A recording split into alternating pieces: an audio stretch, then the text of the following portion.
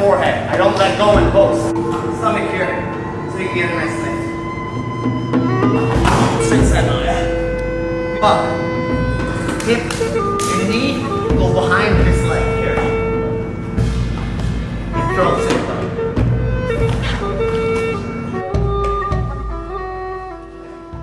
Okay, Conan Altatis of Conan Daily, and we are here at Valiant MMA and Fitness Gym in Quezon City, Metro Manila, Philippines, and we are with Mark Mugen Striegl. Hello. Hello, what's up, bro? Thanks for coming here at Valiant. All right, so just an hour ago, we watched him teach other professional athletes, professional Filipino athletes. So I will ask you about your journey as well. Who were your mentors? Who were your favorite mentors? And who were your least favorite? Just kidding. Tell us about, the people who helped you become the Mugen.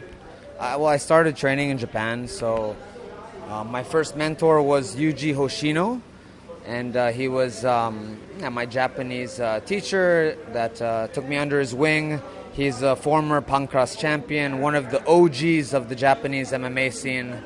And then when I moved to San Diego, I trained with Shannon Gugerty, Toby Imada, other OGs of the California MMA scene, and that's when I tied up with Brandon Vera and those guys. So I've been lucky enough to train with some great fighters over the years.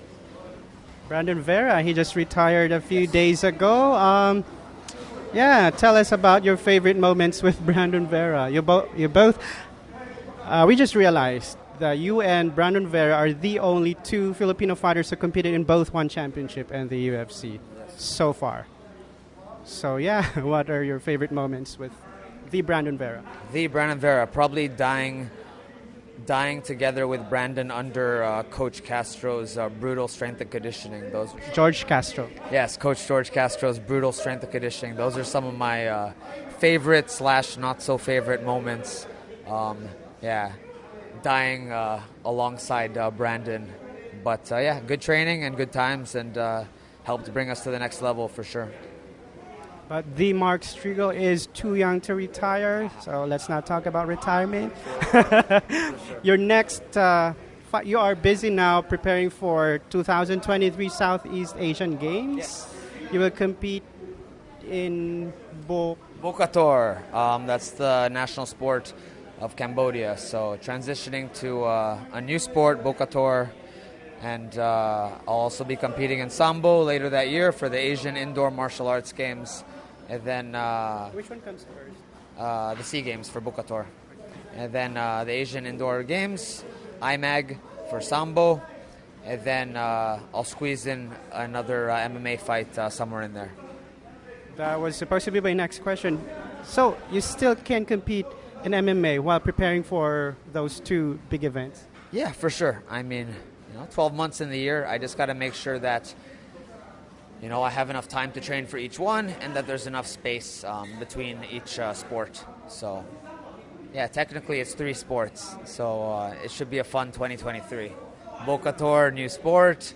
Sambo, that'll be sports Sambo for IMAG, and then MMA. So it'll be a fun 2023. So you have 3 different trainings for those. Yes. But they're all combat, so it's all fighting. So 3 different sports, but all kind of the same. You recently posted a photo with the Zanjoe Marudo. Yes.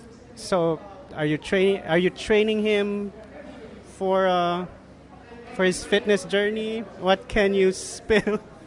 Yeah, I was working out with Zanjoe, and it was fun. It was fun working out and doing some sparring with him. How does he smell? How does he smell? Like a man. like a real bad. I don't know. I'm just curious. What's the difference if you're training a professional athlete like you, and you're training a celebrity for a specific project? Do you give the same level of difficulty? No, I mean, it all depends on the person's background, and like what they're capable of doing, and if they have any combat experience in the background. But Zanjoe's super game, which I appreciate and I enjoyed, because he's game and doesn't mind the bumps and bruises. So super fun to work with him.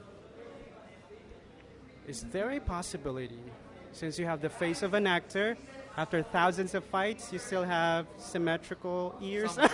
Somewhat symmetrical. Is there a possibility for you to work with Zanjoe in a film? We shall see. Maybe. Stay tuned, guys. Stay tuned. We shall see. Yep.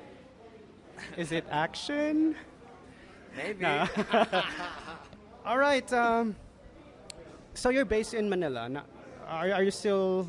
Yeah, I go back and forth. I go back and forth between Manila and Baguio. My family is still in Baguio, but my training is all in Manila. When I go up to Baguio, it's really just to see my family, spend time with them, and I do a little bit of strength and conditioning up there because of the altitude, but most of my training, I spend most of my time in Manila. You used to be a PA teacher in Baguio. Yes. Do you still teach? Yeah, when I'm up there, with COVID, of course, it was slow.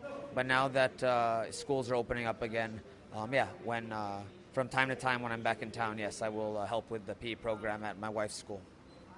You have a lot of things in your schedule. Got to stay busy. Yep, like to stay busy.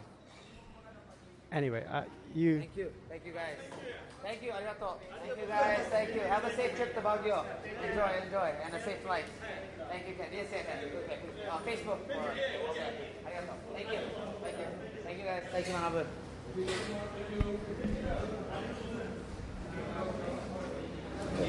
So that's Ken Hasegawa. Is this your Yes. first time to meet Ken Hasegawa? Yes, this is my first time to meet Ken Hasegawa, one championship fighter, top Japanese fighter. I know Manabu, who's a Japanese MMA reporter, combat sports reporter, who also came today. I know Manabu-san from... His translator. Yeah, I know Manabu-san from like 10 years ago. Met him in Japan and also here in the Philippines. But today was my first time to meet Ken. Yeah, nice guy. You did a, what do you call that, sparring? Yeah, Sparring? we had a light spar together. He's a big boy, so he was nice. He was nice to me because, yeah, he's a big guy. He's 100 plus kilos, so, yeah. Does that help if you spar with someone who is heavier than you, or should it be someone of the same weight? If you're going to spar hard, then it should really be around the same weight, It's like Manny Pacquiao. You don't want to see Manny Pacquiao fight Tyson Fury. As much as I love Manny, it wouldn't go well for Manny, Like, there's weight classes for a reason, So, if you're going to spar hard, then you should go around the same weight class, But you can always learn things from sparring and just, light, playful sparring and just touch sparring. You can learn things from. My last question is a beauty pageant question. How did fatherhood change you as a person? Yes, fatherhood. And I will give the stereotypical answer. I have realized that, but it's true. I've realized that it's not all about me anymore, and that it's about my kids, and I think about them. And now it really is extra motivation, And that is the stereotypical answer, but it's really true, because it's not just about me and my needs and wants and selfish desires. Now it's about providing for them and for their futures. So it is a swift kick in the ass and a wake-up call and motivational. Aww. And this is a stereotypical last question. Message to your fans. Yes. What can they expect from you in 2023? 2023. We just mentioned everything, yes, but it's going to be a big and busy year, guys. So please support me in 2023. Got some movie projects and some movie projects and some super active fight schedule with 3 different combat sports. And it's going to be a busy 2023. So the best is yet to come. And please support me and follow me on social media for updates. Thanks, guys. Mark Nugan Striegl.